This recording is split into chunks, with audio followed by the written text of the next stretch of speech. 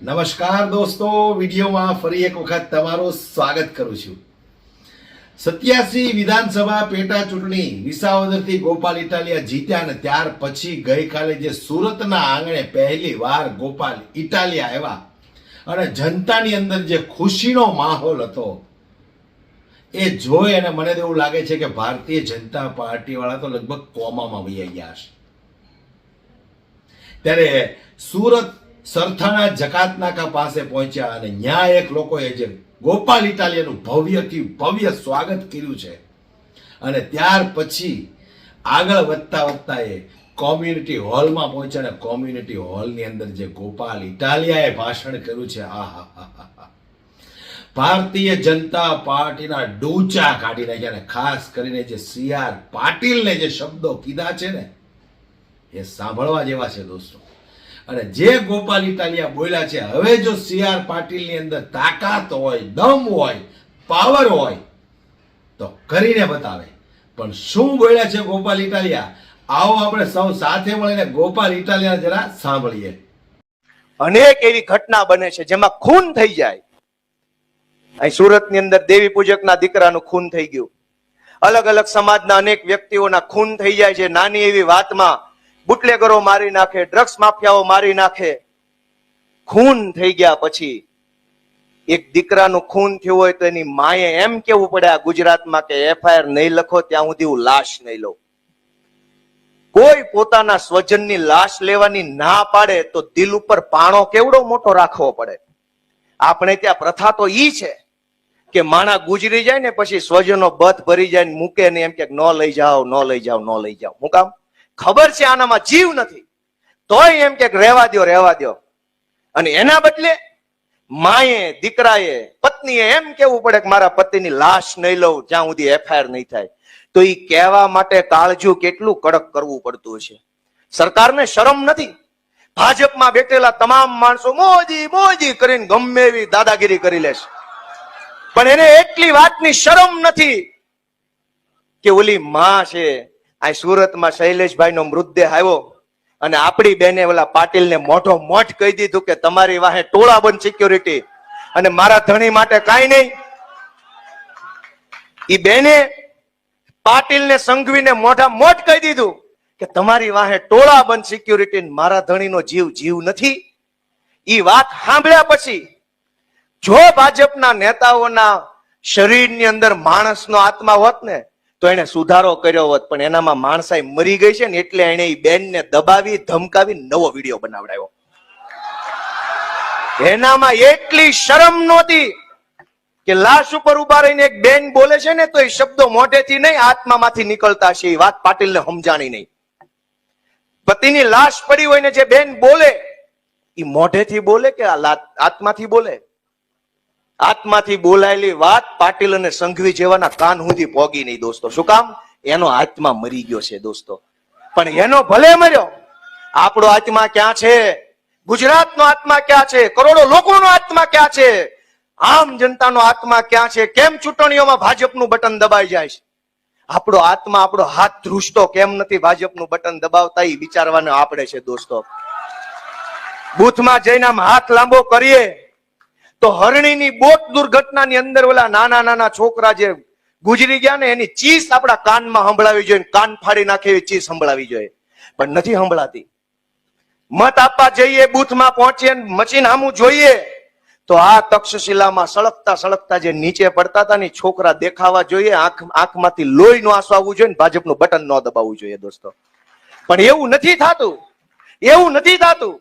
ખબર નહીં શું છે, આત્મા નથી જાગતો। 40 વર્ષ થઈ ગયા, પરિવારો બરબાદ થઈ ગયા, ગુજરાતને કેટલું પાછળ ધકેલી દીધું, ડ્રગ્સનો વેપાર, દારૂ, ગુંડા। આપણો આત્મા કેમ નથી જાગતો? ઈ વાતને આપણે અંદરથી હચ મચાવીને પૂછવાની આપણી જાતને, ક્યાં ગયો મારો આત્મા? હું આ ગાંધીના ગુજરાતનો માણસ છું કે નહીં? હું આ સરદાર પટેલનો વારસદાર છું કે નહીં?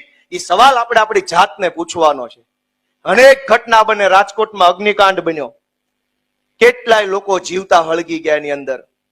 સરકાર સાચો આંકડો બહાર નો આવવા દે, ન્યાય તો કોઈ ભાજપના રાજમાં કરે એમ નથી, સાચો આંકડો બહાર નથી આવવા દેતા। કેટલી હદે આ લોકો બિન સંવેદનશીલ હશે, કેટલો એની અંદર જાનવર જેવા વિચારો છે. કોઈ ઘટના બને, આ તમે વિચારો કે કોઈ ઘટના બને. અહીં કોઈ ભાઈ, હું જુનાગઢમાં પ્રેસ કોન્ફરન્સ કરતો હતો ચૂંટણી જીત્યા પછી, અને હું બોલતો હતો, મારી નજર સામે ઓલા પત્રકાર ભાઈ ઢળી પડ્યા, એને ખબર નહીં બ્લડ પ્રેશર ઓછું કે વધુ થઈ ગયું, પડી ગયા. જેની અંદર માનવતાનું એક ટીપું વધ્યું હોય ને, માણસનો આત્મા ફફડે કે શું થઈ ગયું, હાલો દોડો. ગુજરાતમાં છાસવારે હજારો લોકોનું મોરબી પર પુલ તૂટે મરી જાય, રાજકોટની અગ્નિકાંડમાં ઘટનામાં લોકો ગુજરી જાય, ડ્રગ્સના દૂષણમાં હજારો જિંદગી હોમાઈ જાય, અને એક પાંદડું ન હલે, સરકારમાં બેઠેલા માણસોના પેટનું પાણી ન હલે. તો એની અંદર શું હશે, માણસ હશે કે એની અંદર શું હશે, એ કલ્પના આપણે કરવાની. દોસ્તો, આ જીત નથી, હજુ તો બહુ લડાઈ લાંબી છે. આપણી જવાબદારીને અહીંથી આ હોલમાંથી તમે તમારી જવાબદારી શું છે એ નક્કી કરીને જાઓ બહાર. ગોપાલ ઇટાલિયા જીતી ગયો, જિંદાબાદ, તાલી પાડી, મજા આવી, ગોપાલ પારણીએ ઝૂલે નહીં. તમે તમારી જવાબદારી વિચારો. ગુજરાત આખું વિચારે કે હું જવાબદારી છે મારી. એક માણસ વેપાર કરતો હોય, સરકારી માણસો આખું એની ઉપર ટોળું થઈ જાય, દરેક માણસ પોતપોતાના નવા નવા હપ્તા માગે, ધંધો કરવો કે તને દેવા. દોસ્તો, આખી દુનિયામાં સમજવા જેવી લાઈન કહું છું કે આખી દુનિયામાં સરકારો બનાવેલી છે. આજથી 50, 100, 150, 200 વર્ષ પહેલા દુનિયાના કોઈ દેશમાં સરકારો નહોતી. પછી કોઈ દેશમાં સંશોધન થયું કે લોકશાહી હોવી જોઈએ, લોકશાહીમાં સરકાર હોય, એક માણસ મંત્રી હોય, બાકીના તંત્રી હોય, સંત્રી હોય, બધું હોય. દુનિયા આખીના દેશોમાં સરકારનું સર્જન જ એટલે થયું છે કે જનતાની સમસ્યા ઓછી કરે, જનતાની પીડા ઓછી કરે, જનતાના પ્રશ્ન ઓછા કરવા માટે સરકારો બનાવી છે.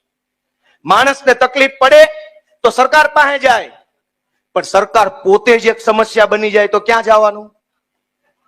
મને તકલીફ પડે તો હું પોલીસ પાસે જાઉં, પણ પોલીસ જ ફરિયાદીને 2 લાફા માર લે તો?